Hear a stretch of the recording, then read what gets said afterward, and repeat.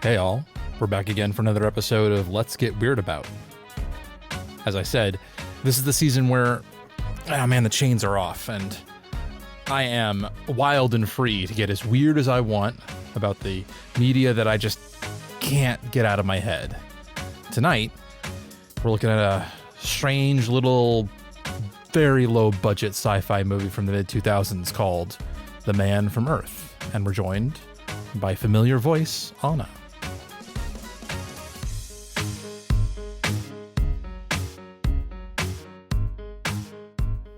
Critical thinking and like trying to get something out of them.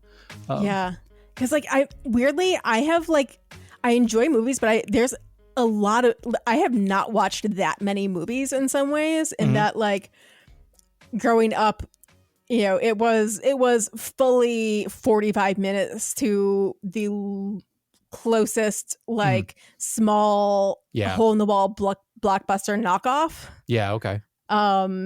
Which had limited space and thus limited selection, and also it was 45 minutes drive away. Yeah. And so it's difficult to justify going there and then going there the next day to return the thing. Yeah. And I'm assuming you didn't have cable as well. Oh yeah, no. Yeah. It was it was just over the air. Right. And not even the trick. Every family I knew would wait for the free HBO trial you get a week of HBO, and then you'd have your VCR run the entire week, and then those were the movies that you would watch for the rest of the year because you were able to tape them for free off HBO. Yeah.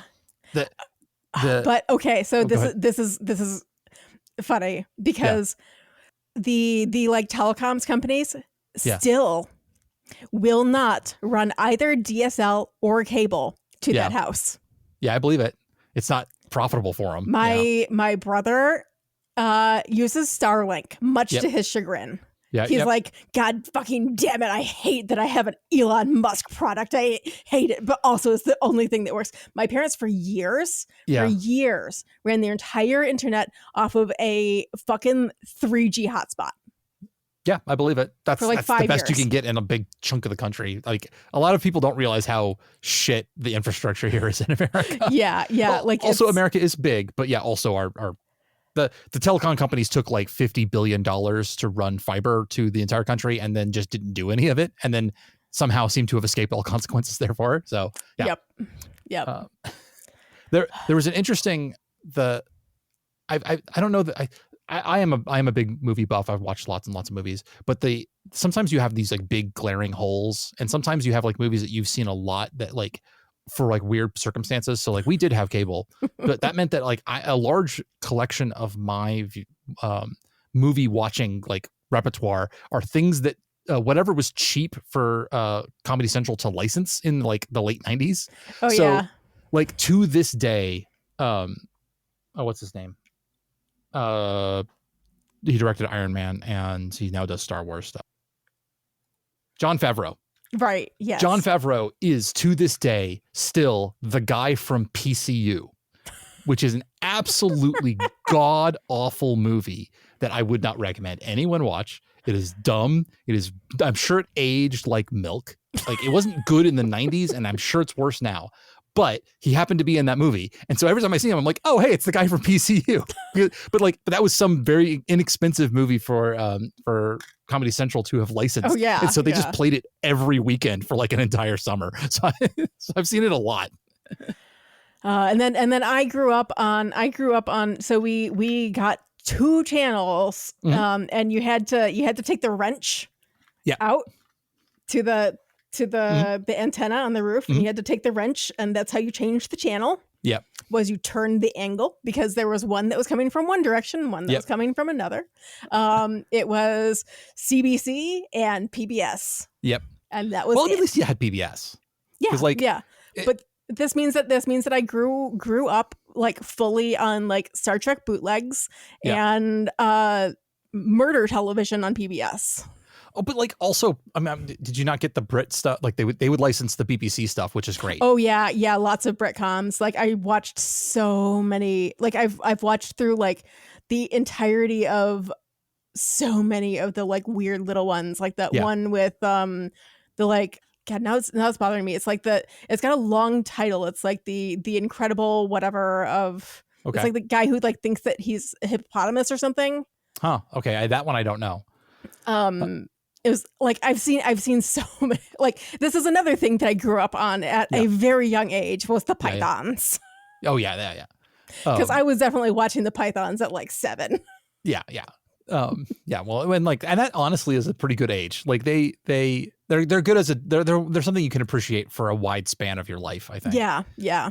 Because as a kid, you can just like the random absurdist humor. And then later on, you're like, oh, wait, I get some of the satire now, too. That I don't know if I first saw Coupling on PBS or not. I don't know how I got into Coupling because that's not a BBC thing, I don't think. Coupling is really good. Have you seen Coupling? I have not. Okay. It has like it's the one good thing from Steve Moffat. Okay. Okay. Yeah. I think I'd stand up to it being the only good thing he's ever written. It's like a rom-com dating sex comedy television show. It ran for 4 series, but like they're British series, so they're like 5 episodes each. You can watch the entire thing in an afternoon. The writing on it is really, really sharp. And it's also mostly full of people that you're like, oh, she went on to do blah, blah, blah. So like Gina Bellman, who did all of Leverage, is in it.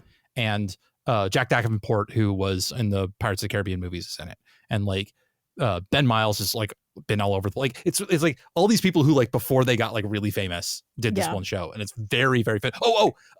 Hannah Waddington's in it for like 4 seconds. Oh my God. Wow. Yeah. To the point where she plays a character who is referred to as the Turbot. And like we watched like the first episode of Ted Lasso, and like I'm like I know her from somewhere. I look her up and I'm like, well, she's like a West End actor. I wouldn't have known her from like fucking Wicked or whatever. Right. And I'm like, oh, she's the Turbot. The Turbot. My wife's like, oh my God, she is. Incredible. Yeah. I did find the Britcom I was thinking of, which apparently I memory hold that real hard other than like a vague recollection. It's The Rise and Fall of Reginald Perrin.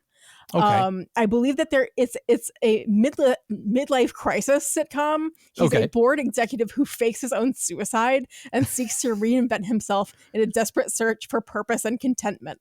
And I think it does begin with like some sort of like strange Technicolor thing. Bonkers. The both BBC and then also what's the Canadian one? CBC, I think it is. They're like state television because they were like CBC because that's the other thing that I watched as a child. Yeah. So lots of like the Red Green Show and stuff like that. Oh yeah. The fun thing about them is because their incentives were different. Like it wasn't like we had to make as much money as possible. It was just kind of like we had to make interesting things that like and Canadian content. Yeah, like they needed to like, but because of that, like they had a chance to take risks on shit and just make kind of weird ass stuff. And then also a smaller country population wise means that there is the lowest common denominator isn't quite so low. It could be kind of more specialized for something to like then take off and be a hit, you know? Like the fact that Doctor Who is a like smash cultural phenomenon in Britain is like, so that kind of couldn't be the case here in the US, you know, in the same way. Like it doesn't break into the mainstream the same way. Or if it does, like when Marvel finally took superheroes mainstream, like all of the like rough edges get sanded off. And it becomes a very like brown ooze. Which to be fair, Doctor Who has done at times too. Yeah.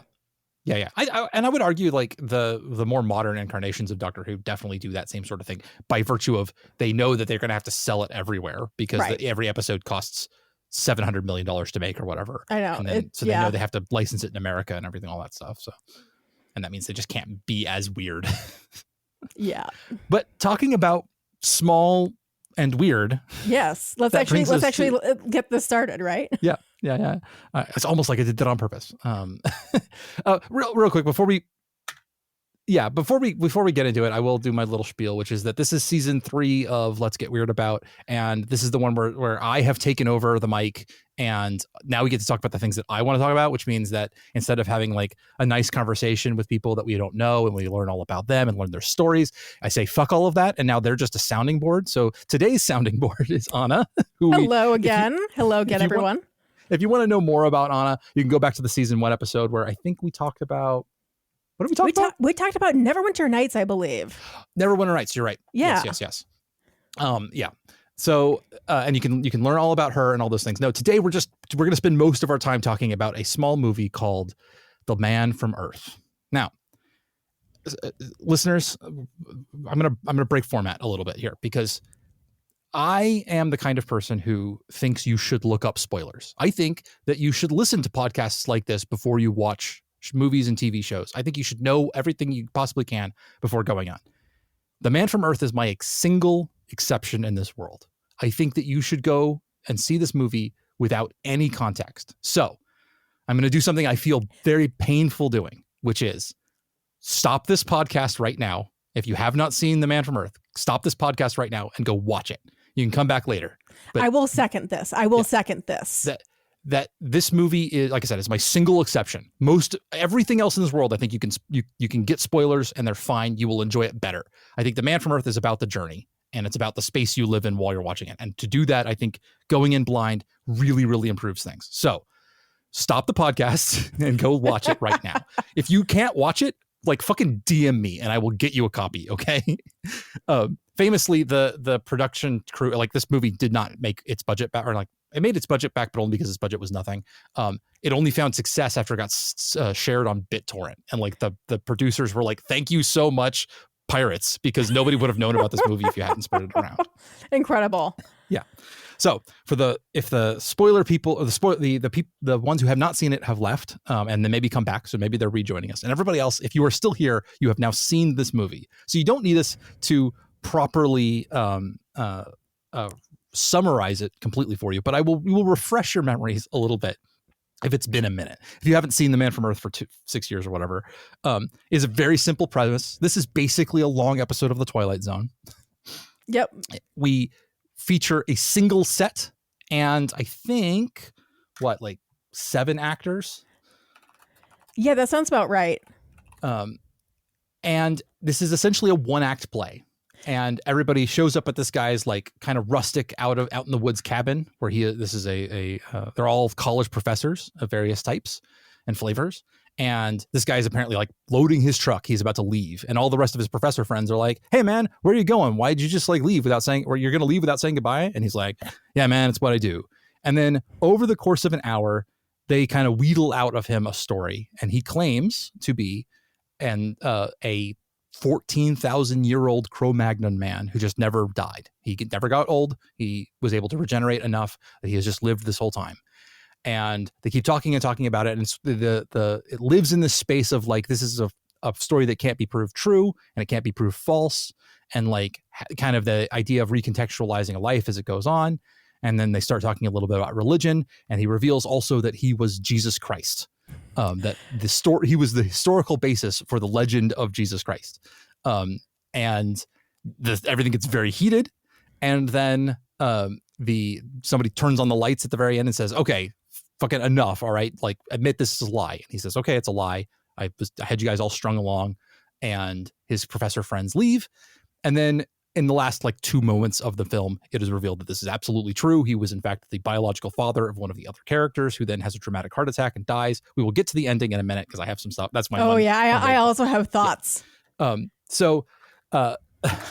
We've already done a little bit of DMing back and forth, me and Anna, which is good because I know that this means that we can remain friends. Yeah, I did, I'm used to taking notes, for doing these sorts of podcasts. And Scott didn't have a like notes document. So what I did is I just DM'd him. Yeah, which is fine. Totally welcome. Any future guests, if you're listening to this, feel free. Just go ahead. It's fine. I love it. So this is the movie that the way I discovered this film was about 2 a.m. while I was working the night shift at a job which only needed a warm body and a chair, basically. I was working tech support for a company. So I was in a huge field of cubicles, and there's a little single point of light, which is me in front of my computer screen. And this was in the early days of streaming Netflix, when they did not have anything good on the stream. Like they did not have anything expensive on the streaming Netflix. Right. It was just weird ass stuff. God, I remember those days. You could just go through and just like hit stuff. And I saw the poster for this movie. I saw it was called The Man from Earth, and it was listed as sci-fi, and I hit play and I watched this movie completely blind. And I fucking love this movie. Like, it is one of my favorite movies of all time, to that end. And I'm glad to hear that you liked it as well, Anna, because I apparently ruined my wife by overhyping this movie, and she to this day still doesn't really like it. And it might be the only thing that I've like seriously considered divorce about. This is a joke, but yes. Okay, so I'm sorry, I've talked for a long time. Would you like to give any thoughts you have about the overall quality? And I think that it, for one thing, it was really impressively done with the budget that they had. And I think really goes to show that you can make a great movie without a lot of I don't want to say without a lot of effort, but without like a lot of outlay, right? Yes. That, we've got good actors, but a fairly pared down cast, we've got a simple set, and most of it is about people talking and the thought experiment and like working their way through. Okay, you start with this. You start with the premise, that you've got this Cro-Magnon man who has survived to the present day. And then it just meticulously, every single point, like it just meticulously works through this thought experiment, going from like, well, okay, do you have any artifacts? And he's like, no. Do you like keep like that pen that you had when you were like 7? No. Like, exactly. Of course I don't have artifacts. It's been 14,000 years. And people will call him out on stuff being like, well, how did you he says, I went west at one point. And they're like, west? How did, what he's like, well, I went towards the setting sun. And later that got the word west applied to it. And like everything, talking about things getting recontextualized and him making judgments about things as humans learned things, he learned things, and then learned things about himself and about his own past and everything, which is great. Yeah. And I love the way that it just like works its way meticulously through this idea with a fantastic slate of actors, with some like pretty solid cinematography. Like, it's not stellar cameras, but they like frame things well. They follow John. The way that the camera like follows John as he transits around the room, and it ends up with a lot of like reversals between like who's on which side of the screen and stuff like that. They had to do a lot of work, because everything, not just is everything on this in this one house, like 90% of this movie is in one room, just like living room with a fireplace and a couch, and keeping that visually interesting for an entire feature length film is non-trivial, and they managed to do it. I never feel visually bored by it. Like even the kind of last. So the one thing I will disagree with you on is that I don't think it's a 1-act play. I think it's a 3-act play. I saw 3 distinct acts. Sure, it follows a 3-act structure in a film. I call it a 1-act play because it's like an hour and a half, which is not. That's not a full 3 acts of a Broadway thing. Right. No, you're right. But it has like 3 distinct acts. We have the initial like, this is a fun gag, it's all a joke period. And then the psychologist arrives. Yes. And everything that really ramps up the energy at that point. And it's much, much more tense during that period, for sure. Yeah. And then the next one is after the psychologist leaves and we get into the Jesus part. Well, and in my head, I think of it as, because it's the whole, you could really break it down very visually as well. The first act is bright and cheery. Yep. The second act is like the outside's dark, but the inside's light. It feels much more claustrophobic in that way of like, now they're trapped in the house a little bit.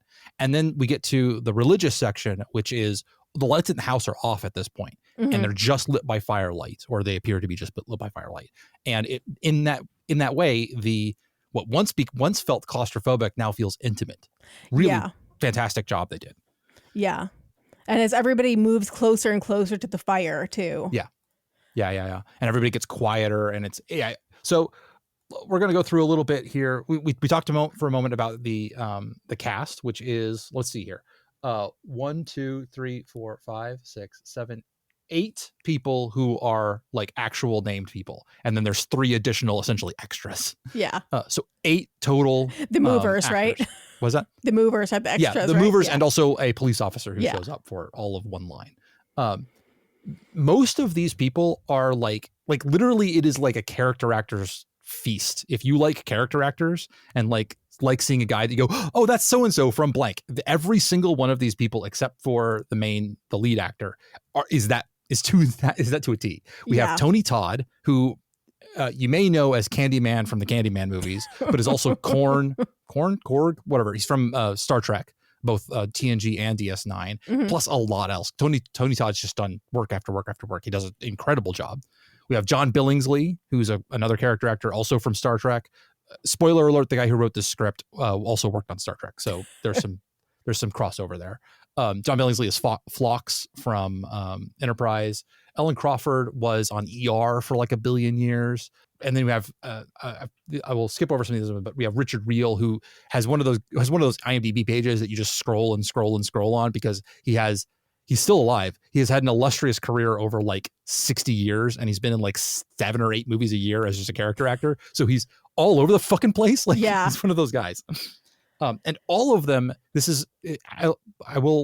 one of the things I like about the experience of watching this movie is you get to see people who would normally be on screen for like a scene, right? Like they get 4 lines, they'd be the principal at the high school or something, you know? Yeah. Instead, all of these people get huge sections of script, and we get to see them do a lot.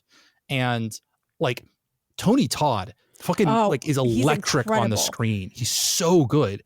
The amount of time he spends speaking perfectly calmly while there are tears running down his face. Yes.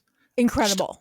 And like John Billingsley's ability to be like to turn dorkiness into charisma, like a philosopher, like a alchemist turning lead into gold, is amazing. Like, he is so charming. Like I love him so much, and he does it without being cool ever. There's not a single moment on the entire movie where he is cool, but yet I love him the whole way through. Yeah. Yeah. I love all these. I love all these characters too, because they're like having spent a fair amount of time for my sins in academia. Yeah. These are all like I know all of these people. Yeah. They're all a genre of guy. Yeah. Yeah. And Ellen Crawford as the like religious art professor who like is deeply devout, does a fantastic job. And then Richard Reel, who is on screen the least amount of time. He's the psychologist who kind of comes in. And when he comes in, he takes over the scene because he's really, really good. And then as much as I do not like the very, very ending, I will say that his performance in that moment of like the breakdown of like, he's been given a script which isn't working, and fucking hell, he throws his entire ass into it and does an amazing job. Like no shade to him for that. He did such like, just like I said, threw his entire everything to it, and I love it. So and David Lee Smith, who is not otherwise a character actor, he's been on some other stuff, but he's not the same kind of class of person who's been in everything. He's the guy who plays the lead, John Oldman. Which is just He's also very good. He's got that sort of like calm, patient demeanor that really, really works for the thing as well. Yeah. I just don't know him from Star Trek, so of course I don't identify him. Yeah. And yet, see, I kept looking at him and being like, wait, is that the like team leader from Stargate Atlantis? But no, he is not. They just look surprisingly similar. Yeah. They both had that like generically handsome and slightly rugged, white man with dark hair thing. Yeah, honestly, I'm surprised that David Lee Smith hasn't gone on to do more, because he's great in this, and he is kind of ruggedly handsome kind of guy. Like I could totally have seen, like, I am so surprised that I didn't open up his page and find that he has been doing 22 seasons of some procedural crime show as like the main detective. Like he would be perfect for it. Yeah. An NCIS or a one of the many, many CSIs. But so the production story for this movie is that there is a sci-fi writer named Jerome Bixby, who, if you go to his Wikipedia page, has like some Twilight Zone credits, some Star Trek credits, some short story credits. He's not a big guy. Like, he wasn't a big name guy, but he like worked solidly. And then in 1998, he wrote this script, and then he died. And it bounced around, and various people tried to get it made. And eventually in like 2006, they managed to scrounge up $200,000. Incredible. All right. Okay. Incredible that that's the budget for this. Yeah. So I'm gonna throw some numbers at you, at you, the audience, because that is literally no money in 2007 money, 2006, 2007 for a production of a movie. That is no money. A single episode of Babylon 5 in 1995 cost $800,000. An episode of DS9 cost $1.5 million. Jesus. All right. That's in 90s and money. like, those are not shows that are known for their production values either. Yeah. Like Babylon 5 is a cheap show, right? Like, yeah. Let me get like it. They did all the stuff in CGI, to save money. Yes, exactly. It's cheaper than models. See also why Marvel is the way it is. Before we get into that, let me just say the Big Bang Theory is $9 million an episode. All right. $9 million an episode, 22 minutes. All right. Oh, that hurts my soul. So now a lot of that's in cast. Cast. So it's not that much, but like literally this is an 89-minute movie that was made for $200,000. Like, that wouldn't cover the catering bill on a Marvel movie. Like, it's like, I think Clerks was made for less. Clerks was made for like $27,000 in 90s money. I think if you adjust for inflation, that is still less. But also Clerks is in black and white, and it has way fewer actors, none of whom got paid. Like, these are all working SAG actors who got paid scale. Like, the fact that this was able to be pulled off is like, just the fact that this movie exists is already impressive. And the fact that it is a really good movie on top of that is just icing on the cake. Yeah. And it's like they spent all their money on the actors, and it paid off for them. Yeah. Actors and crew. I'm sure that, like, they had because they did have a cinematographer, they had real cameras and everything like that. Yeah, for sure. They had a single set, which is like a master class in what do we have? What can we do with it? Right. Mm-hmm. Like, now, mind you, the script did not call for, special effects. It didn't call for very much in the way of props. There's not a single costume change in the entire movie. There's like a couple of important props, including a fake Van Gogh, but like nothing that costs a bunch of money to do in terms of post-processing. But it's all the heavy lifting is done by the script, and therefore by the actors, which means that the money where you spend your money is in hiring your really good character actors. So you got, that's why you get John Billingsley and Tony Todd and all those. You can invest in some people who like really can bring this to the screen. Yeah. Okay. So I interrupted you looking up. Oh yeah. I briefly looked up which episodes Jerome Bixby did write for Star Trek. They include Mirror Mirror, By Any Other Name, Day of the Dove, and Requiem for Methuselah. Yeah. Which is a very interesting spread. Yeah. So I'm like, dude's got chops. Like, he really does. Like, he is a good writer. That being said, I watching it this time, I felt a bit more the 1998-ness of the script, because I know just enough about what they're talking about now to spot when they get things wrong. Yeah. Okay.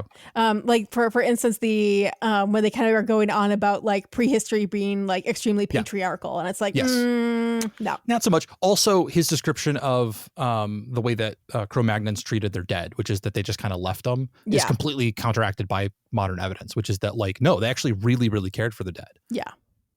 One thing they did, although we did mention that there was a character who had his teeth knocked out, and then somebody had to chew his food. That's actually pretty close to. That's much closer, because one of the amazing things about skeletons, even Neanderthals, Cro-Magnon man, lots of other of our ancestors, they will often be found with incredible injuries, like broken bones, cracked skulls, like things that would paralyze you, and those have healed over by like years, which means that their community, which is Reed, their family, was caring for them and going through extreme efforts to like keep this person alive and with the group, despite the fact that they would have been a liability. Yeah. Which, like, if that doesn't make you love humanity a little bit, then like you have a very cold heart, because the fact that 100,000 years ago people were like carrying their crippled friends and family to the next location so that they could, as they followed the bison around, and then like, you know, put them in a safe place while they could go hunt and gather, like amazing. Yeah. You know. I think one of my favorite quotes on those lines is that somebody was saying that what they consider the first sign of civilization to be a healed broken femur. Yes, exactly. That it got that bit right. It got some other stuff wrong. Yeah. I think at one point also, John Billingsley's character says that like the pancreas changes cells every 24 hours. The moment that he said that, my wife went, "That's not fucking true." Yeah. Funny.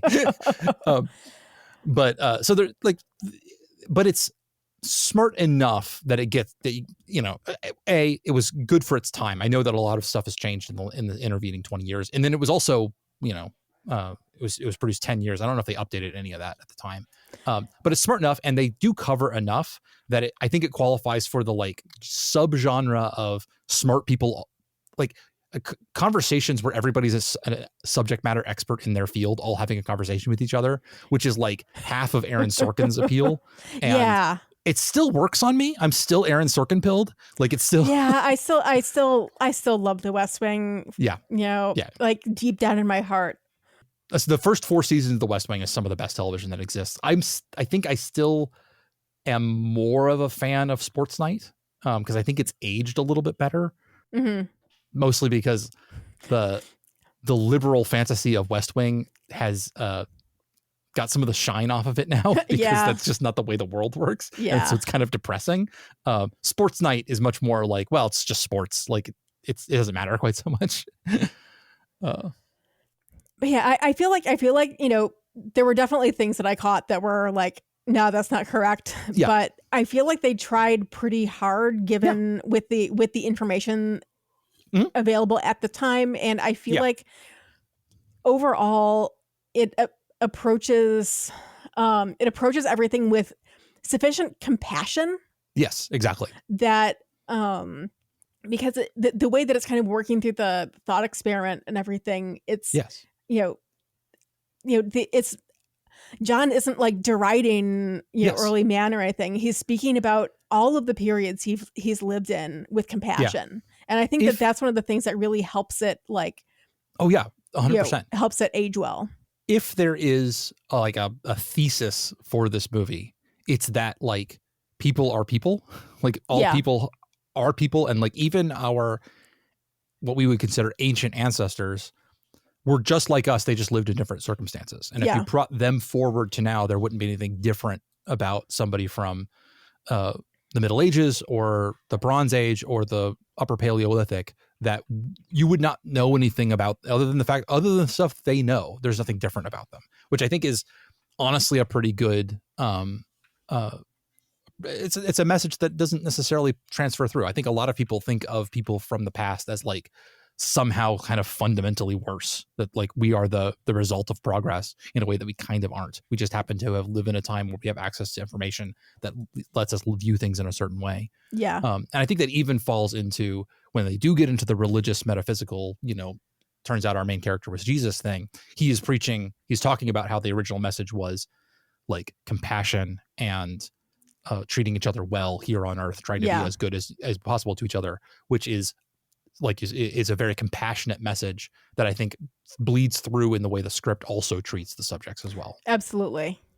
And like I say that as somebody who I think that the Jesus portion is in some ways one of the weaker aspects. Yes. It seems a little bit too trite. Yes. I think of the Jesus section as, I don't want to call it a darling that should have been killed, but it's maybe there's a version of this script where you don't do that, where it's just the question of, is he a Cro-Magnon man or not? Yeah. And the the problem is that you can't make a second movie about a Cro-Magnon man who is also Jesus. Like Right. you have that opportunity to make this one movie. So if you want that idea to talk about like what to like have a conversation with Jesus about the historical inspiration for Jesus, this is kind of like, I can understand this is an idea that I like and I really want to use it. This will work for it. They don't necessarily mesh super well, but I'm going to use this idea here because it's the best opportunity for me to also have this slightly unrelated but somewhat thematically related idea. It is, I agree, it is definitely trite. It's a bit convenient. Yeah. But especially like they throw in a lot of, and I think this is one of the things that seem very like a cute coincidence, right? It's like, sure, what are the chances that this one man would, travel and meet the Buddha? Right. Well, and then the Buddha thing doesn't bother me as much because then it's like, but then to then follow that up with and then also, by the way, I'm Jesus. Well, no, the Buddha thing going to Jesus makes more sense to me than some of the other, because it gives a like foundation for it. And because people have pointed out the similarity between the Buddhist teaching and Jesus's original philosophy in before, and there are various things that match up. So that like the idea that like, okay, this is an explanation for how you could get from the Buddha to Jesus. Here is one version of that story that works. That makes more sense. Yeah. What happens is that like on top of that, he also knew Van Gogh. Right. And like also was in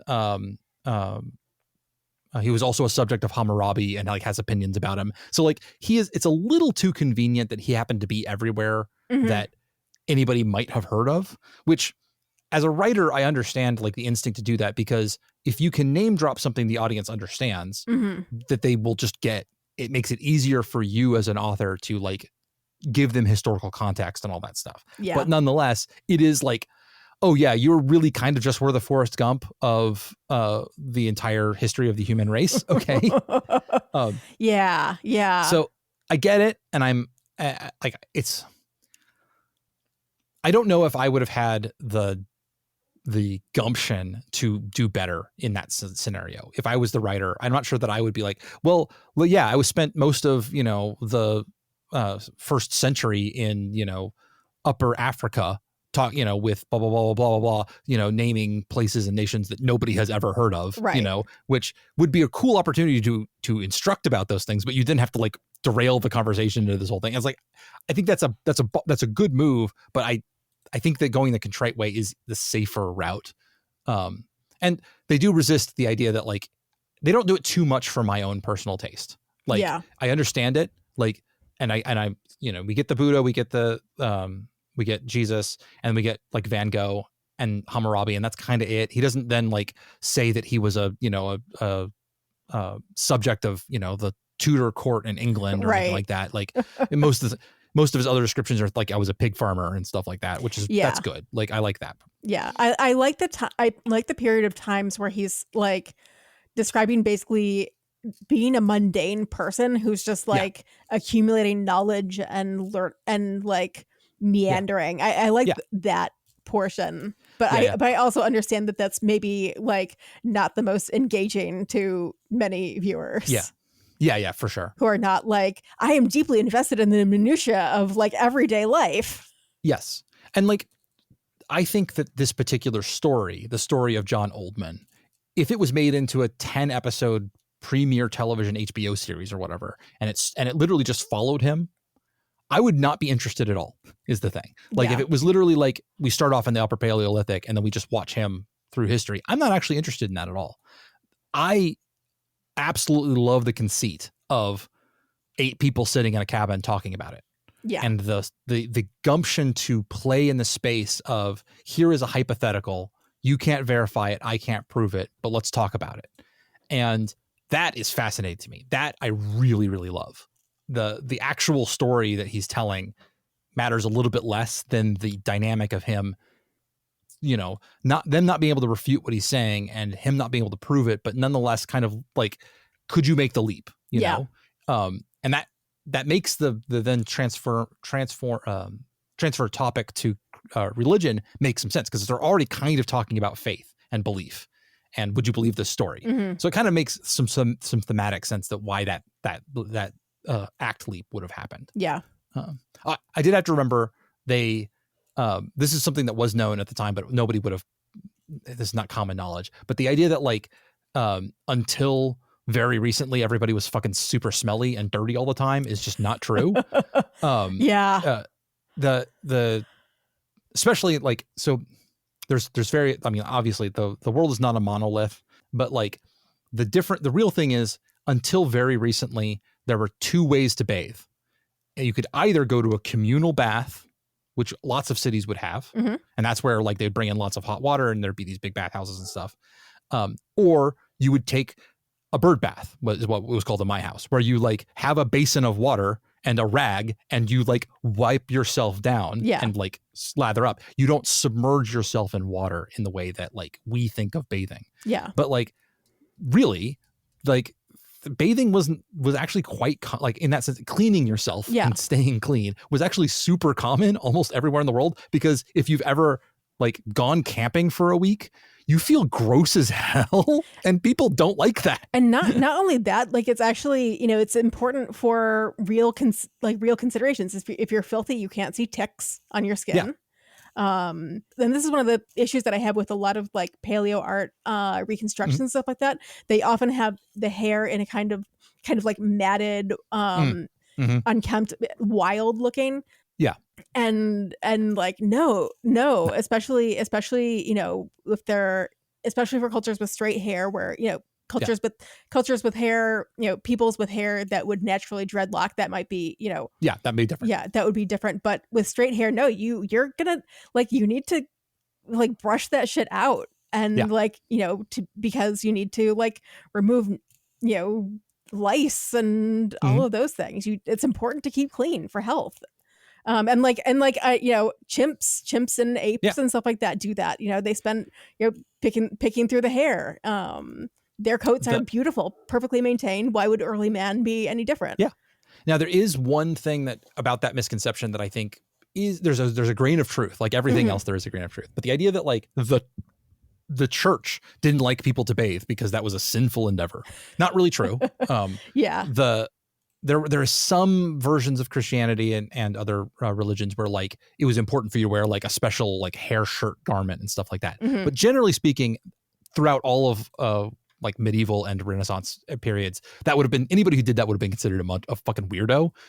However, there was a concerted effort at various times to get rid of public bathhouses because people tended to go there and have sex. Yeah. It's especially a lot of gay sex. And the church was not very happy about that. And so there is one connection between like the church not liking bathing, specifically bathhouses, because that's where the gay sex happens. Yeah. And, but that does not mean that they didn't like you to bathe. Yeah. Notions of cleanliness coming and going.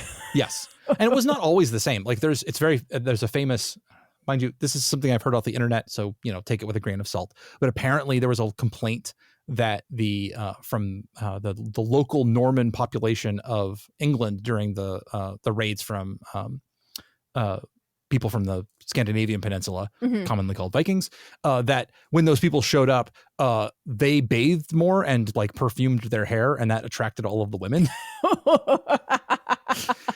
I love it. I love it. Yeah, which is a little too convenient, honestly, but there might be some truth to that about them taking better care of themselves and being a little more attractive that way. But it definitely has a hint of manosphere about it. Like it maybe goes back a little bit farther than we remember.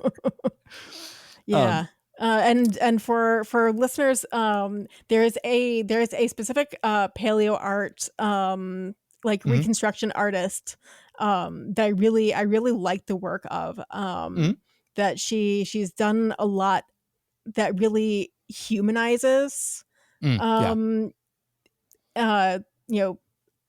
people.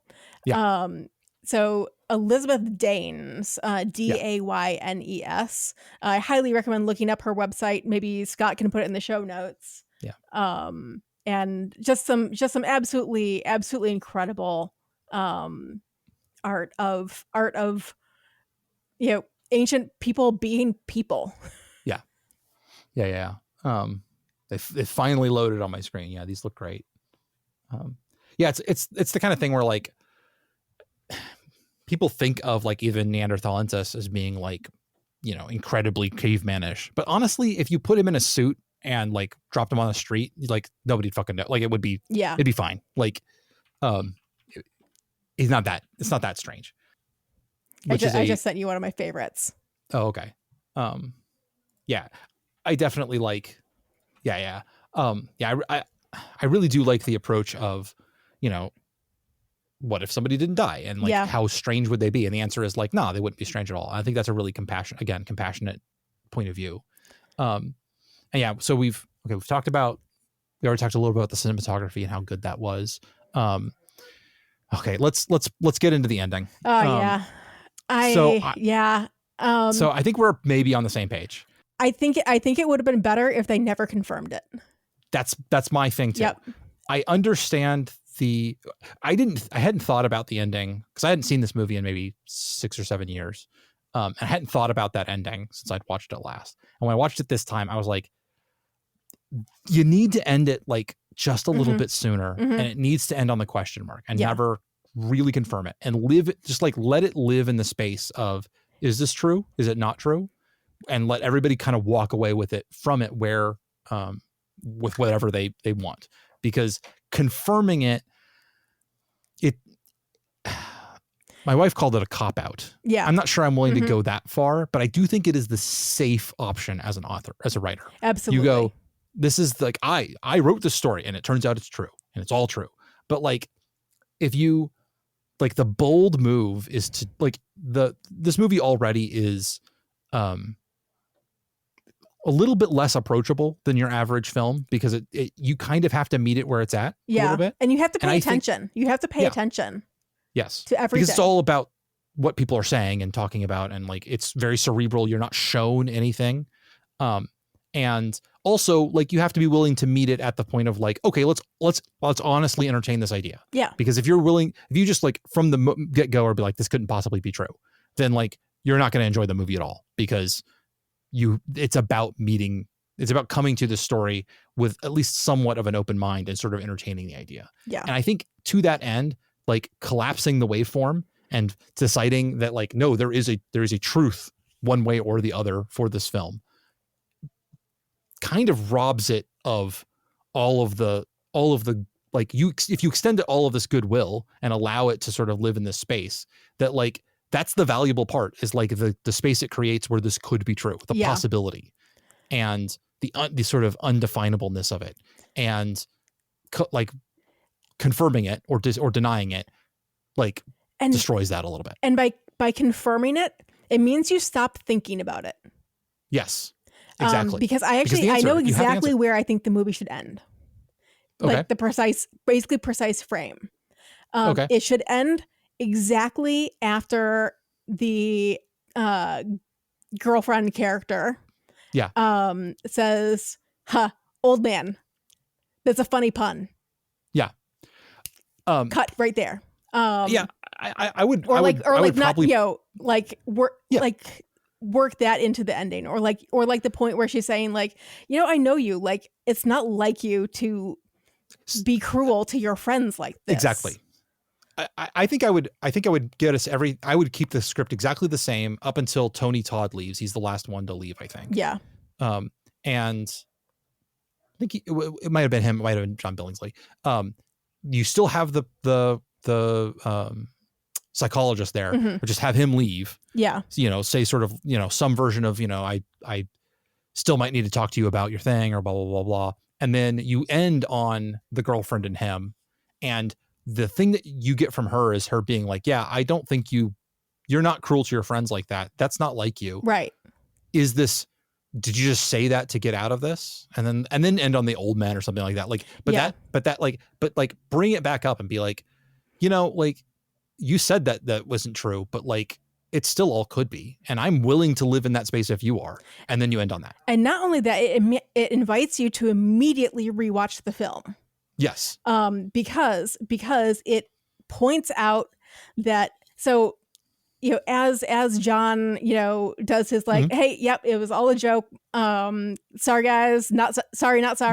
Had you guys going, guess that story works real well. Yeah. So I part of that is that he's like, oh well, it was like call and response, that they Yeah. were asking him about things Yes. and he was responding to them, and sometimes improv. they like also he was asking them questions to get them to prompt information. Like sometimes not all of the information comes from him. A lot of the information comes from the experts in the field. So he's Right. not even supplying all of it. He's saying like, what would a Cro-Magnon look like today? He Yeah. would ask them rather than like saying it all. Right, absolutely. And so like he frames it as like, hey, I was just riffing with you guys. Like I was just Yes. working off of what you gave me, is the Yes. kind of like way that he plays it off. Yes. And then at the point where the girlfriend is like, old man, that's a funny pun. Yeah. That invites you to immediately rewind the film and look for everything that's hidden, right? Because that invites you to look at everything that he has said that his friends did not pick up on. Yeah. For the record, I think the person who says old men, that's a pun, right? That's actually the I feel so bad. Kind of the worst character in the show, which is the like Oh yeah, undergrad girl. Oh god, the creepy yeah. professor. Oh jeez. I will admit, I always forget that this is part of the dynamic, but like one of the things is that like there's one professor, I think he's an archaeology professor, has dragged along one of his undergrads, and it's very obvious he's absolutely fucking her. That he is, or trying to at the very least. Yeah. And I do not like that at all. I like it less and less every time I see it. But also, like, I hate to say this, but like that man still is in academia. That man still looks exactly like that, and that man is still dating that exact same woman. It's incredibly accurate, but it very uncomfortable. Yeah. I will say, I think that at least the vibe I get from like, there's not everybody at the table is also comfortable with this too. A bunch of them are like, oh, it's very awkward. Yeah, it absolutely is framed as him being a huge asshole. Yeah, it's very awkward. And also he's one of the, I hesitate to say villains. Yeah, but he's one of the more hostile characters. He's one of the antagonists. Yes. Because we have Billingsley and Tony Todd's characters, who I would say are them and the girlfriend whose name and actor I forget. I'm very sorry. I apologize. The script does not. I apologize to the Annika Peterson playing Sandy. I apologize to Annika Peterson. Yeah, but like they are the ones who are kind of in camp. Like, this is interesting. Yeah. Even if it's not true, let's keep going. This is cool. Yes. I like this thought experiment. I think you can rank them pretty obviously. It's like Tony Todd's like really far into camp. This is true. Billingsley is a little bit hard behind him. Then you have depending on exactly at what moment, you might have Ellen Crawford as the religious lady mayor. Maybe she starts to doubt more. And then you got William Catt, who's playing the archaeologist, as mostly a doubter almost the whole way through. And then like Richard Reel's psychologist character, like way at the bottom. Yeah, absolutely. Yeah.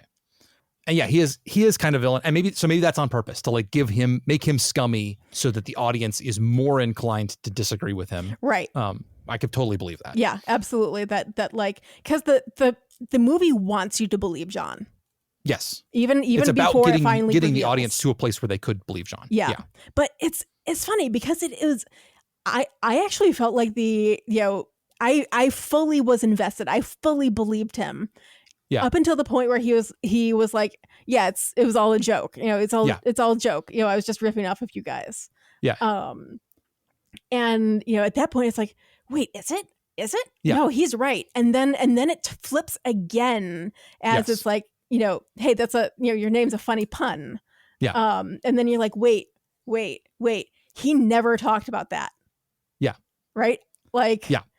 It's all of this stuff is like, and that's, I think, where like it shouldn't have confirmed it, but like that leaves you with like, this is probably right, but maybe it's not. Maybe he's just a really good liar. Exactly.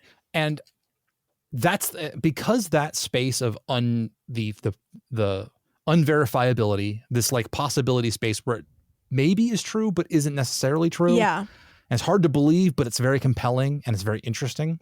I think that's where the movie is at its best. Yeah. And to rob us of that at the ending is, I think, a real shame.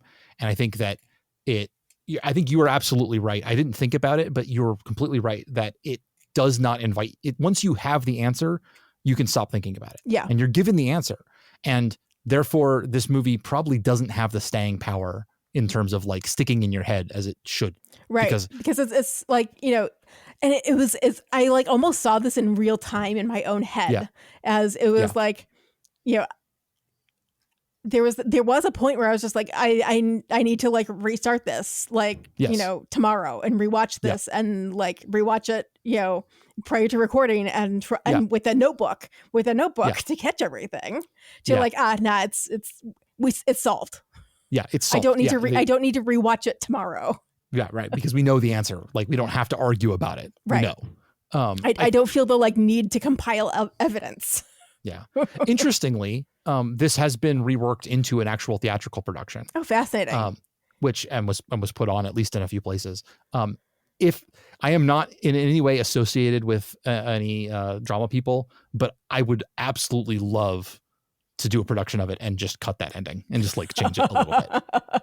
Absolutely. And like I can imagine. I mean, can you imagine that as a live performance where like it's a single stage? And then like you get to control the lighting and everything. And so you get that tightening in where it like gets more and more intimate over time. It would be, oh God, I normally I hate the round, but like this would be so good in the round where like the audience is literally just sitting outside of the campfire light. Basically. Yeah. Or at least in like the I wouldn't necessarily do it as a round because I think that it would benefit from having, because you need people to be able to come and go from the set as people come and go from the narrative, because that's like that's an important part as people like leave the room and come back. Those are important transitions. Yeah, but like I think that you could have them come through the audience and that would actually kind of further integrate them. I would probably do it with the like Shakespearean like thrust stage that like that would also work. Yeah, with the the house thrust into the audience. Yeah. I think that would also work. I would just love to. Very few stories make me think about what would it be like to put this on as a theater, but this is one of them that I'm like, you could absolutely do this. It would cost no money. You just need your actors, you know? And so like, and then it's all about what you're doing with what you've got with the story itself, which I think is great. Yeah. It not directly, but that also reminds me, you know, that kind of like interactivity of the performance, you know, as a play, reminds me of. Are you familiar with? It used to be called Shenandoah Shakespeare Express. I think it's like now the like American Shakespeare Company or something like that. No.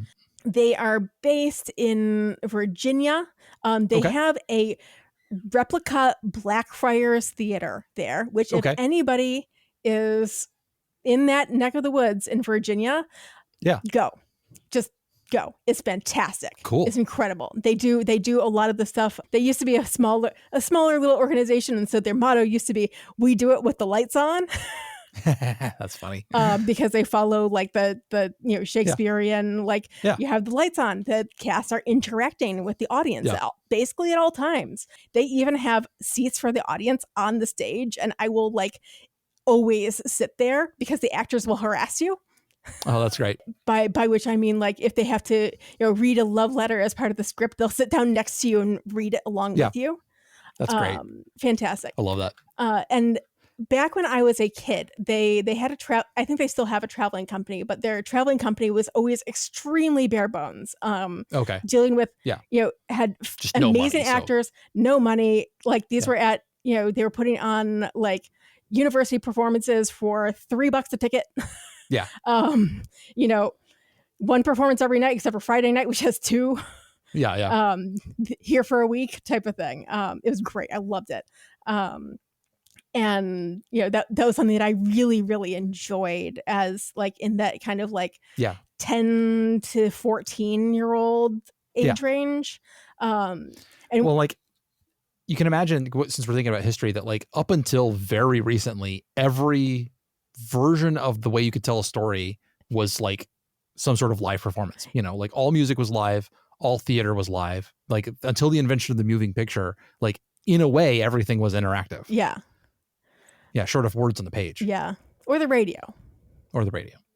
But my you my go ahead. favorite production, or one of my favorite productions that I ever saw, it was the most bare bones that I ever saw. I think everybody Mhm. was wearing just black pants and a white shirt, and Sure. each character had one item of clothing that Yeah. distinguished them, like a vest or a hat. Yeah. Um, and of course, they were working with 10 actors, and they put on Macbeth with 10 actors, so everybody's playing Okay. multiple roles. Yeah. Yeah. Yeah. So the way that they did it was they partitioned out the roles such that actors would, when they hit a certain number of deaths, be done. Yeah. And then that actor, they had a line of, it was like 10 actors, they had a line of 10 chairs facing Yeah. away from the audience at the back of the Yeah. stage, and then that actor would just sit quietly for the rest of the performance. That's And then good. they did I like that that. over and over and over. It was Yeah. incredibly, like, it just a fantastic, like, I don't want to say gimmick, but like, it was something that, like, Yeah. No, I mean, it's a gimmick, but it's great. Doesn't make it bad. I feel like you could do like something similar, Yeah. not the same gimmick, obviously, but that element of like the audience realizing something that's not being stated explicitly. Yeah. Yeah. Yeah. Yeah. You've brought up Shakespeare, so you've activated one of my trap cards. Have you seen any of the stuff about original pronunciation? Oh yes, yes, I fucking love all of that. Okay. Yeah. And like, and all that. And this is one of my trap cards too, because one Yeah. of my favorite parts with all of that is that it's still there in the Southern speech patterns, right? Oh, yeah, well, the thing about, okay, so just in case the audience does not Yes. does not Please understand. explain to the audience Yeah. what we like suddenly The- fast forwarded on. Yeah, because we both know. But it is entirely possible to reconstruct accents, at least to a certain percentage, based off of historical data. And as as you should well know, speech changes over time. Shakespeare, I think it just was in the middle, as at the tail ends of what's called the Great Vowel Shift here in English. So there was a lot of change within how English was spoken. And one of the really neat things about original pronunciation was an effort by a linguist and his actor's son and some other people that they enraptured up in all of this to try to figure out what did Shakespeare's versions of these plays actually sound like. Not the received pronunciation that we use today, but what was the accent that they were used at the time. And one of the really cool things about just by happenstance, this was the beginning of the colonial period for England. Mm-hmm. So they were going out and taking over colonies everywhere. And what ended up happening was a bunch of different accents got established all over the world. So several American accents, Australian, South African, Indian, the accents of the Indian subcontinent, because there's tons and tons of English speakers there. Mm-hmm. All of them carried parts of this original accent out, and then some of them retained those parts and some of them changed, and then a bunch of stuff changed back in England. And so there are features of the original accent all over the world now. They've just kind of been scattered out. And one of the really lovely things about when you take Shakespeare and you learn the original pronunciation is that it features things that your accent will have, and it actually brings you closer to the text. Yeah. And also they're able to find there are jokes hidden in the there's rhymes and such. Yeah. Where the pronunciation of the word ripe and the pronunciation of the word rape, sorry folks for bringing it up, but is basically the same. And so there are homophone jokes in Shakespeare about sexual assault, which I guess is not super great, but that's the only one I can think of off the top of my head. But it's absolutely fascinating. There are multiple lectures by a guy named Ben Crystal. I believe that is his name. He's the son of the two of them, who goes off and talks about he doesn't, because he's an actor, he's not the linguist. He doesn't talk about the process of figuring it out, but he talks about what it does to the text and how it it changes things and how it feels to be part of it. And I love the philosophy of taking something like Shakespeare and bringing it closer to a modern audience and a modern context through use of the original pronunciation. But he talks a lot about how it brings you closer to the text and brings you part of it, and means that all English speakers get to own this in a way that like kind of didn't used to. In part, I started doing a different podcast, which is kind of on hiatus now, called Cowboy Classics, where I read classical poetry and other texts in my good cowboy accent. I do it entirely because like these are things that should be brought forward, and it's interesting to hear them under a new context. Yeah. There's a couple of other things I love with that like whole thing too. One thing is that the Romeo and Juliet 2 hours traffic of our stage. If you change the accent, you get 2 hours traffic on the stage. Suddenly, because in the received pronunciation, it ain't 2 hours. Yeah. The other one is like when people are like, geez, no, I could never see that, Shakespeare was like in a Southern accent. Gosh. Yeah. That's, that's uncomfortable. And it's like, okay, well, let's think about the speech patterns in the South. Where is like the one English speaking place where when people get like really like hot under the collar, they, start talking like, well, Miss Susie May, the apple of the sky is, whatever. Like, but like talking in like Shakespearean talk, right? Well, and actually, the vowels used in the South, specifically in Appalachia, are probably the closest to the historical accent as well. Just sort of just by happenstance, they seem to have changed the least, which is really fascinating. Yeah.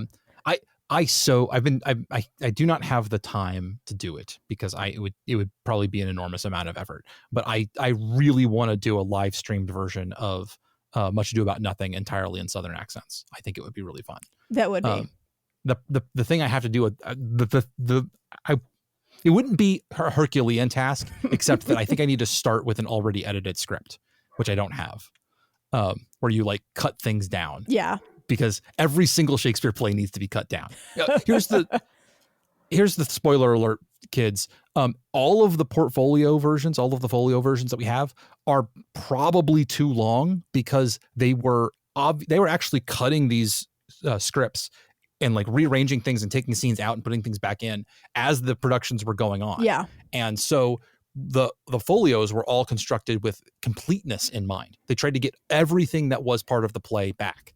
But that doesn't mean that version ever was performed all the way through like that. I don't think in Shakespeare, like if you ever actually watch like Kenneth Branagh's Hamlet, which has some really good things about it, but one of the worst things about it is that it's uncut. It's every goddamn word of Hamlet is in that goddamn movie. And it's like 4 hours long. It's interminably long. Yeah, it's like when theaters put on the like whole War of the Roses arc, and you're just like, oh God, no, I refuse. Don't. Yeah, but yeah, I would love to do Southern Much Ado About Nothing. Because and I bet that a bunch of, not just the accent, but I bet a bunch of the phrases and stuff like that would feel extremely natural. Yeah. Well, and like I would encourage anybody to take old texts like that and recontextualize them in a modern way, because the idea that these things are static and that they only belong in the past is just hogwash. It's just bullshit. Like culture is owned. I was thinking the other day, we're just completely off the rails now, so of course. It's fine.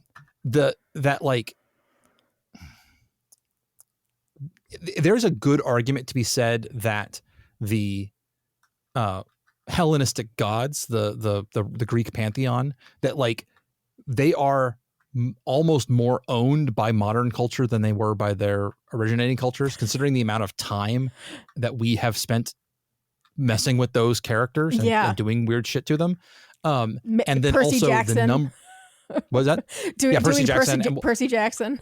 Well, and like comic books and fucking Xena Warrior Princess and all that stuff. Like the number of people who have encountered the modern versions of those gods is probably like orders of magnitude greater than the number of people who encountered them in their original context. And in that way, like not to say that like we have the true version and theirs is wrong now, but rather that like it's become part of our culture in a way that like is deeply ingrained now. And the same thing is certainly happening with the Norse gods as well. Yeah, where like absolutely. I was about to say that actually. Yeah, our weird ass made up version of Norse mythology, which because we have very little that survives. So little of it survived Christianization. That like what we have is a bunch of crap we have like one mention of in one and it's only from Snorri Sturluson basically. Like he's 90% of all of our content. And so we've made up a bunch of crap about that. But that has been talked about by so many people and spread in so many different places that it's almost its own thing now. Yeah. Not even touching about Marvel, Oh yeah, and I mean, at this point, we could go and talk about American Gods for like 2 hours, but we probably shouldn't. I'd have to remember anything about that. The only thing I remember about that was that I got caught out by the Loki thing, where it's like he named a character Loki, and then it turns out to be Loki. Well, maybe we'll have to address that in our trash run over at some point because yeah, maybe because it's been a hot minute since I read that book. I will very briefly say what one of my favorite little conceits about that book is, which is that it not only is a tour of America, it is a tour of the great American novel. Oh yeah, sure, okay. That there's the section that is Kerouac. There's the section that is Stephen King. Yeah, you're right. You can kind of just like keep going through. That's such a goddamn Neil Gaiman thing to do, right? Dude's a parody of himself sometimes. Okay. Is there anything else we want to cover with regards to The Man from Earth before we close out? Anything we didn't get to? I don't think so. If you had already watched Only Lovers Left Alive, I would have a lot to talk about, I think, still. Sure. Because that is also a movie that includes ancient characters who have seen a lot of humanity, and who have a unique and compassionate perspective. Right. Well, and we were just talking about Neil Gaiman. Just one of them's a vampire. Yeah. And we were just talking about Neil Gaiman, and there's in Sandman, there's the character of Hob something or other. Yes. The guy who just like they allow to live forever. Yeah. And that's an interesting sort of parallel to this as well. The sort of like if you're just allowed to keep going, what's it like? And I liked a lot of I also like saw similarities to Hobgoblin in that especially the mundanity of it, that like Hobgoblin is not there like being Prime Minister of England or anything. Like he's not rising. Like there's that time where they meet and he's like, I've been like homeless for like 50 years. It sucked. Well, like he does have to strain, he is part of the times, but he's not like leading the times. Right. And he's still just a guy, which is definitely right. That's good. And like that mood of like very different from Vandal Savage, who's like, also a caveman who lives into modern times because I think he slept near a radioactive asteroid. I don't know. Comics are weird. But his thing is like, well, I'm going to take over the world. I'm incredibly smart and good at everything because I've had all the time in the world. And it's like, is it weird that DC has two characters that are evil but are just basically super old guys? Does that say anything about them? I don't know. If I had a nickel, it'd be it's weird that it happened. Oh, well, okay. We didn't spend very much time talking about. We talked a little bit about like the thematic relevance of the religious section, but we didn't really talk too much about like it as a concept. So we might brush on that briefly. I do think that I will admit, I was a different kind of atheist at the time that I saw this movie the very first time. And seeing the very sort of like this movie does have a certain hostility towards modern Christianity. Oh yeah. Which was definitely catnip to the kind of person that I was at the time that I first saw this movie. I feel somewhat differently now just by virtue of being 15 years older and not quite so reactionary in my way.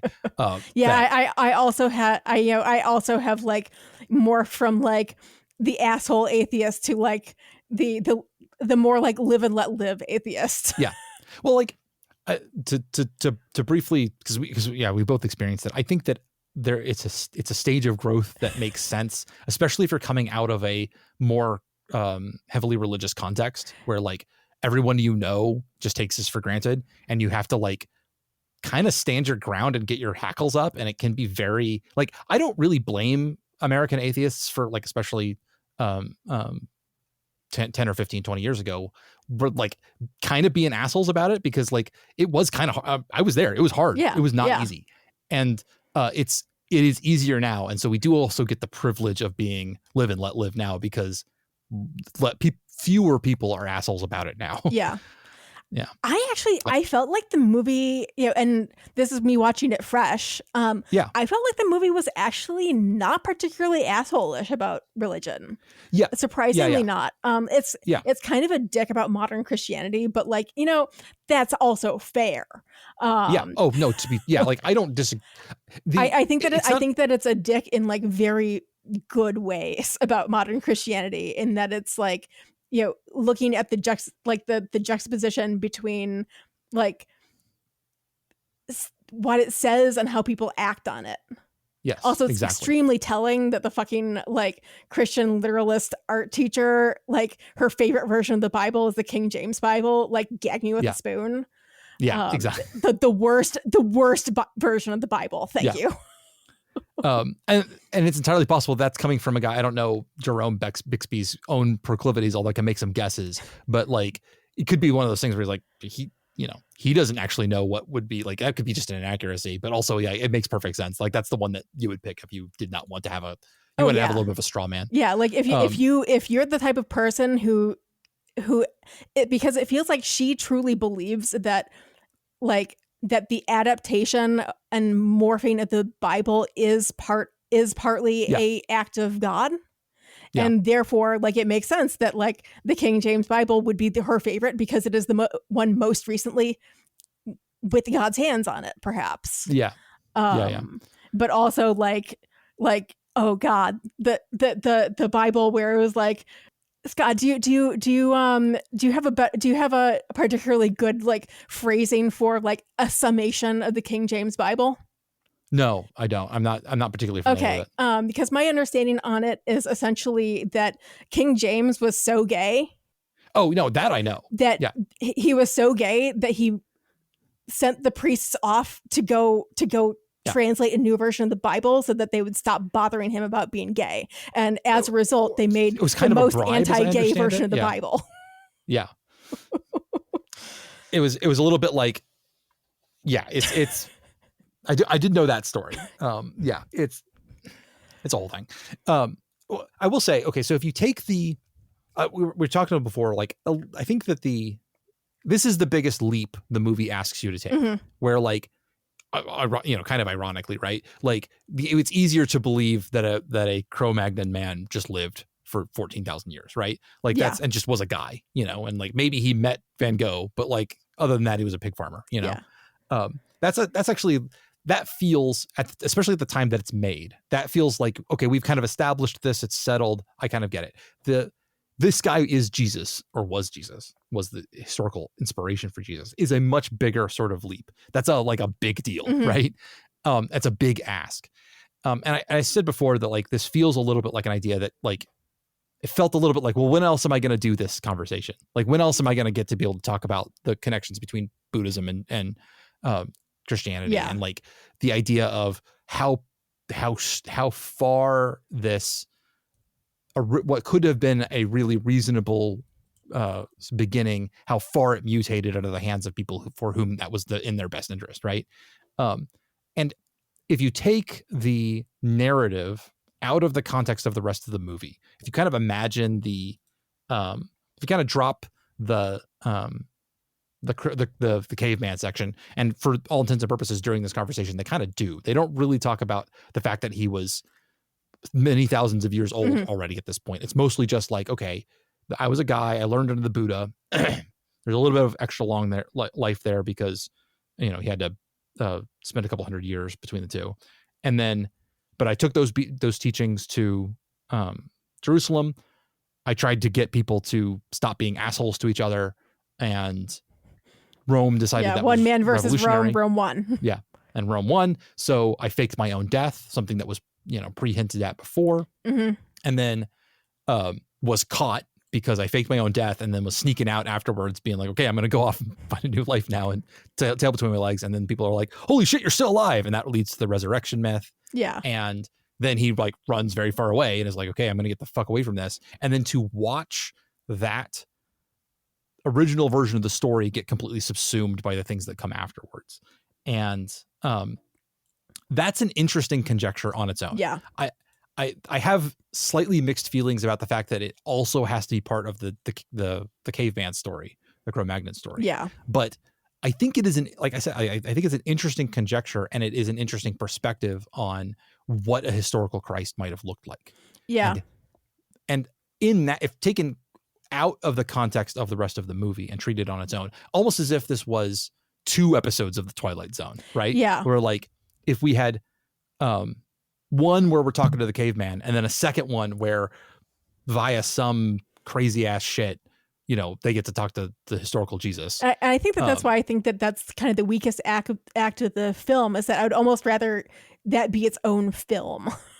I think you're right. I think that especially at the script level, I think you're correct. That is the weakest section. I think the acting during that section. Oh is yeah, fantastic. The acting is phenomenal, and with the filmmaking during that time, I think it's at its not at its height, but that tone. I love the tone during that section so much that like I'm not sure I would agree to say that it's the weakest, but it is definitely the version that section feels like it could have been its own thing. Yeah, and that would have been very interesting. Because I think this is a movie that kind of requires you to meet it in the middle, like it requires you to make some leaps in order to sort of get on the same page as it, that like I'm willing to make that leap to continue in that space, but that I understand that it doesn't, that's an imperfect thing to have in the middle of it. It feels too big for a film that was up until that point about somebody who makes a point of staying low. Yeah. And makes a point of like over and over being like, I was just a dude, man. Like I was just a dude living places. Yeah.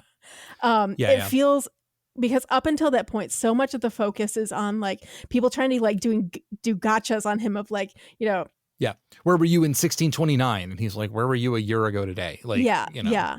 And then to go from like all of that, like focus on mundanity, which I personally find fascinating. Yeah, no, I love that. Yeah. And then to be like, and also BT Dubs, I was also Jesus. My instinct takes the tone into an entirely different place. So you could have, you don't have to make John Oldman Jesus. Yeah. Strictly speaking, because you could, if you still wanted to have that section talking about the historical Christ. Yeah. We could have made him a follower instead. Yeah. I actually like trying to script when somebody's like, were you an apostle? I like that would have been pretty solid, especially, if he was like that, because he seems to be more like up until that point, he is portrayed more as a follower than as a leader. Yeah. Well, I kind of, the way, if I was script doctoring that section of it myself, the version that I probably would come to is that Jesus was his pupil who kind of got out of control. Yeah. Like he went to, John Oldman went to the East, learned under the Buddha, came back to Jerusalem, and was like, but like is sort of constitutionally incapable of starting a revolution. Yeah. Like that's just not what he does. Right. He is separate from the world. Right. In a way that like, but like nobody else. But like he's at a bar sometime and like meets somebody who he clicks with and like. Yeah. Or like, but I think I like the idea that like in the time after learning, like I kind of like the idea of the arc of he goes to the Buddha, learns from the Buddha, and then from then on he kind of does teaching, right? Like he's not trying to like start a movement. He just, when he meets people and he thinks he can help them, he teaches them stuff. Yeah. And he starts trying to teach Buddhism. And then he has one student who's particularly charismatic, and he teaches him. He was like best and brightest student, and that guy did have ambitions to like change the world. And he sees how that goes and watches his his student, go up against Rome and lose, right? Yeah. And then I don't know how exactly you get to the because one of the things, the only reason why you have to have him be the one that him be Jesus is that you get he didn't die, he like trained his body or whatever, and then like I think the but meditative state conceit still works there though. Well, I was just gonna say, or like my version of it, I think I just have Jesus die. Like the historical Jesus just did die. He was crucified, and then he, actually, you have John Oldman, who feels guilty about it, like steal the body, right? To go lay him to rest somewhere else where they won't. Because he's like, grave robbers are a big thing. You can make any reason, or just especially if we modernize it to, our current understanding of Paleolithic grave practices, right? Yeah. Of so he's like, that he feels responsible and needs to lay this man to rest like properly. Right. And so then the only evidence is the missing body. And then, but the guy has already lit a fire, and now he gets to watch his teachings. And then that also explains John Oldman's newer behavior of being like, dude, I'm fucking not saying anything to anybody. I'm not going to try teaching. I swore off being a teacher for 2,000 years. Is like a good line. So that could probably be made to work. And I think that version of it, again, I like come him back being to the there idea for it. Yeah, but he wasn't Jesus himself. But I get back to I keep coming back. I'm like, it just feels like an idea that like, Jerome Bixby at like 90, which is, I think he was 75 actually, I think when he died, being like, well, like how many more of these do I have in me? This is a good idea. I'm just going to do it, which I totally get. Yeah. Yeah, for sure. Okay. Before we close out, I will give the audience a piece of advice, which is that if you go looking, if you know about this movie, if you go looking, there's a movie that claims to be a sequel. The Man from Earth, Holocene.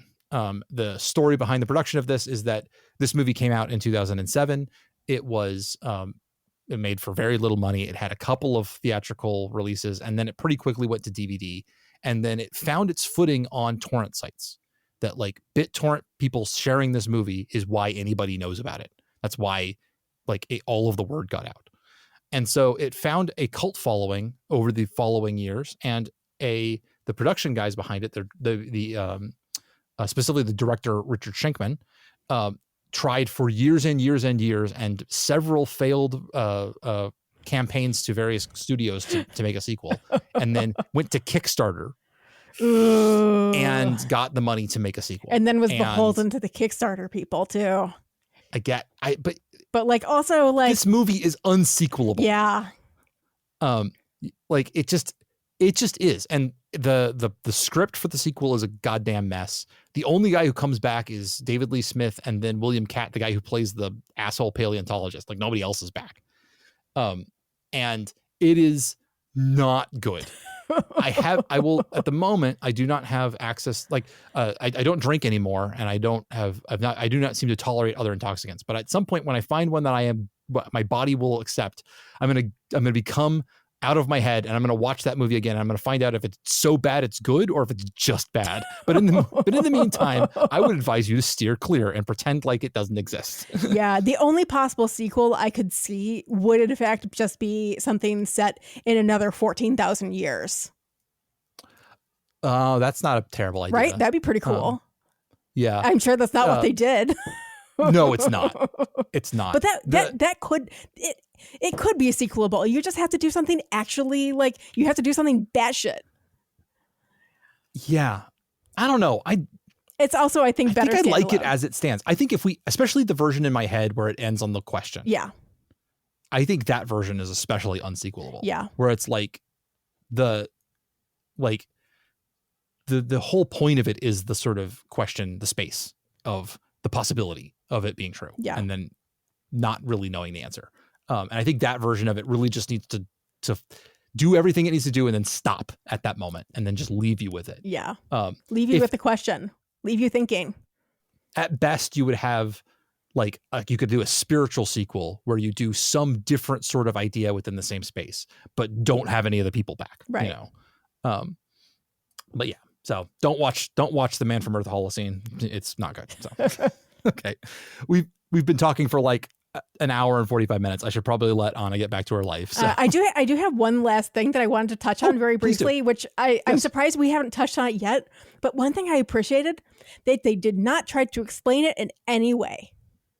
Oh yes, that is the correct move. Yeah, like absolutely. That like not trying to explain it with like genetics or. I mean, like they speculate on what it could be, which is the idea of that like he doesn't scar, so his tissues don't break down. He doesn't age the way that normal people do. That would presumably be some sort of mutation, right? But they talk about like, well, it's possible, you know, like there could be something weird about you, but we haven't seen it. But then we haven't seen a lot of stuff. Yeah. So we do briefly talk about the idea of like there could be others like him. Yeah. And actually this would be and this is like the thing where it ends up with interesting questions too.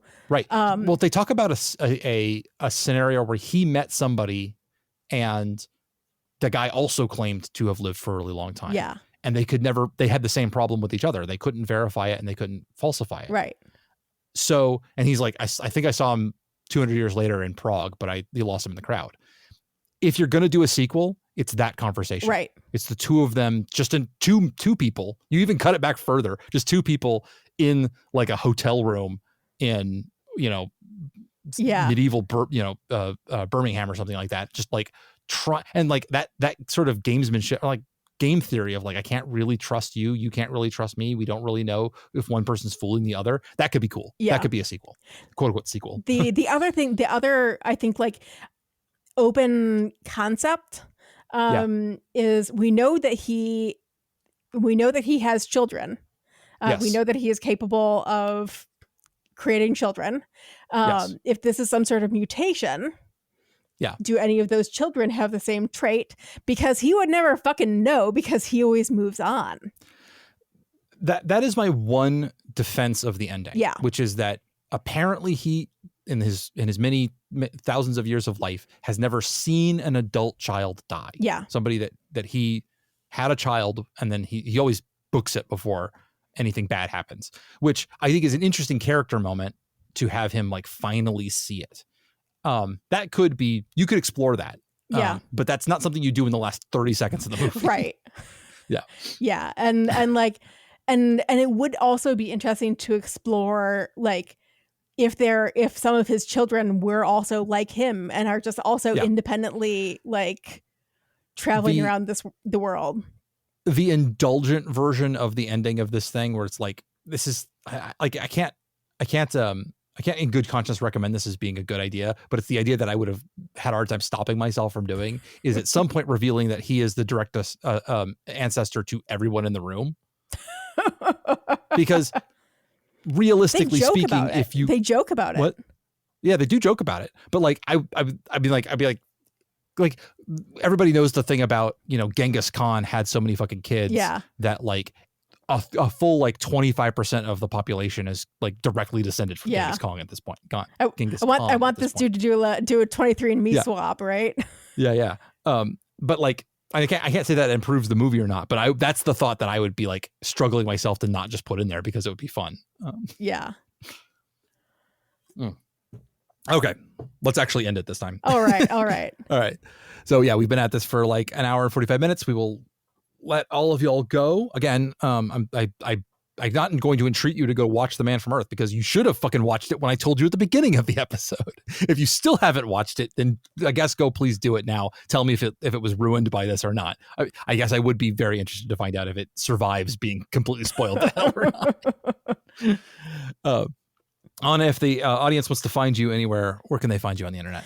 Main places to find me are I'm a co-host on the Babylon Project podcast, which is currently doing a rewatch of Star Trek Deep Space Nine. Does not have Dr. Phlox on it, unfortunately. No, unfortunately. But it does have what's his name now? Tony Todd? Yes, it does. Yeah, it does have Tony Todd. He shows up.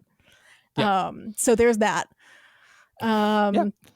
Yeah, so I'm a co-host on that. I'm on Blue Sky at Anna at or anna.babylonproject.page, which I'm sure will be in the show notes. And if you want to hear both of us, you can find the Trash Runneth Over on also from the OK So Network, where we've covered 2 of the 3 currently released books of the Goblin Emperor series. I don't know if they're like it's a like standalone and then a trilogy is the other thing. So yeah, and that's about it. I'm more active on the private spheres of the internet than the public spheres. Yeah. That's fine. That's probably the smart way to do it, rather than like trying to live the brand life like I do. I gotta put Scott Paladin real big on everything. All right. Well, in that case, we will catch you whenever I release the next episode, because this series has no schedule. Thank you for having me on, Scott. Thanks again to Anna for joining me to watch a very elderly man gaslight all of his friends for an evening. If you'd like to check out Anna's links, I'll have them down in the show notes. And if you want to join us next week, we'll be talking You've Got Mail with Sam Stark. Let's Get Weird About is a production of the Library of Cursed Knowledge.